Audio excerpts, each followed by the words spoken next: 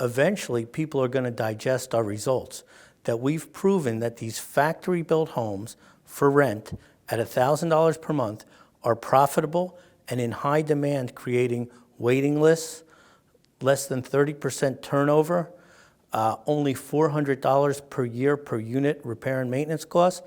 So this is a business that we can and will grow. I'm here today with Sam Landy, President and CEO of UMH Properties.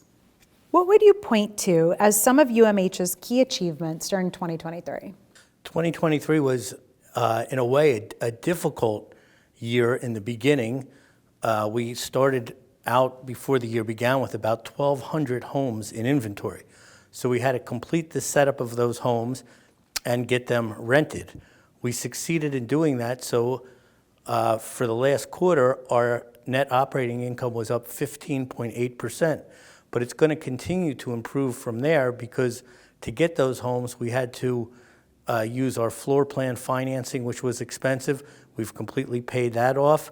We have those homes occupied, and we're in a position to next year have 5% rent increases, plus add another 1,000 homes for rentals based on just-in-time inventory. So the accomplishments, putting together a group that can do this and actually doing it and proving it with the increase in operating income, it's been an incredible quarter, an incredible year. And can you talk about the potential benefits you see to UMH from its exposure to the Marcellus and Utica shale natural gas fields? So throughout the world, demand for energy is only going to increase. Wind and solar, those things are great, but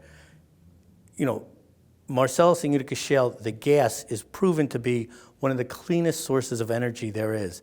And it's inexpensive and it's domestic. And so you're going to see demographically and economically, the growth in those areas of the country are going to be substantial because people are needed to produce the energy.